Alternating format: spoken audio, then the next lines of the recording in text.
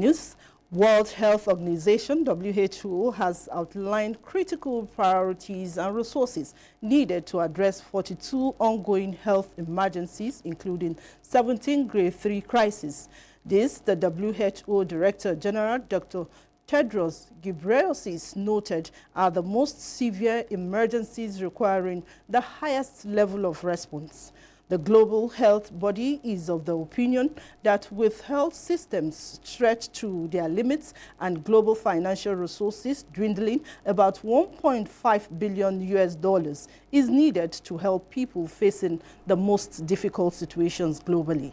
He noted that conflicts, outbreaks, climate-related disasters, and other health emergencies are no longer isolated as they are relentless, overlapping, and intensifying. In 2025, we estimate that more than 300 million people around the world will require urgent humanitarian assistance. Amid this escalating need, we're confronted with another challenge, a widening gap in humanitarian funding. In 2024, global health sector funding met barely 40% of needs.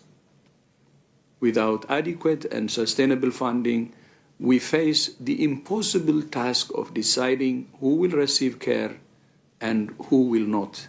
Rapid mobilization of resources and also strategic guidance in our response. Allow me to highlight some of the specific ways that WHO supported our response. The technical expertise and the research capacity was very instrumental, as we saw the support from WHO in deploying 20 technical experts from regional and also headquarters levels.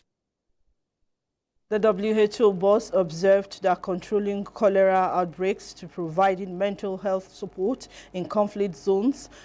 WHO's work extends beyond the immediate care to empowering communities to protect themselves, prioritize equity, and build a legacy of preparedness. This appeal, he noted, will enable WHO to save lives, protect the right to health, and provide hope where there is none, said Dr. Tedros Ghebreyesus, WHO Director General.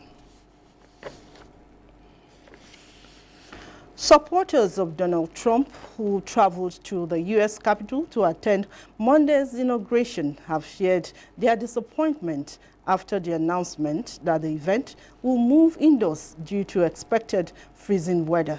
The change of plan means Trump will not stand on the Capitol steps overlooking the National Mall, which traditionally hosts a large crowd to welcome new president. Instead, the Republican president will give his inauguration address in the Capitol Rotunda.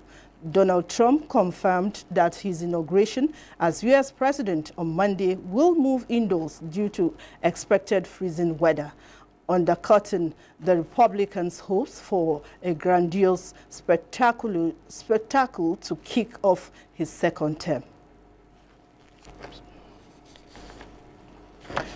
Representatives of Latin American countries have met in Mexico and agreed to work together on a single front on the migration issue of human mobility on the northern route of the continent. The meeting took place in a context marked by the arrival at the White House of January 20 of U.S. President-elect Donald Trump, who threatens to carry out mass deportations despite the proven contribution of migrant communities to that nation. Francis Odojo has more. The meeting, convened in a hybrid format, was attended by ministers and heads of delegation from Belize, Brazil, Colombia, Costa Rica, Cuba, Guatemala, Haiti, Venezuela, Mexico, and Honduras, which holds the pro-tempore presidency of the Community of Latin American and Caribbean States. At the meeting, Mexican Foreign Secretary Juan Ramón de la Fuente stated that given the changes that are coming to one of the main destination countries for migration in the hemisphere, the nations of the region must be prepared to face the new challenges. They must also do so jointly, adhering to international law for the benefit of the countries. the Secretary added in a statement from the Secretariat of Foreign Affairs. Participants at the meeting, which began on Thursday, acknowledged Mexican President Claudia Sheinbaum's leadership and her efforts to continue to manage the migration phenomenon more effectively. Reports say under human rights perspective, the group are consolidating a regional model that can address the different phases and dimensions of the phenomenon, a model that is in a process of collective and dynamic construction that is perfectible and flexible. Francis Udojo, NTA News.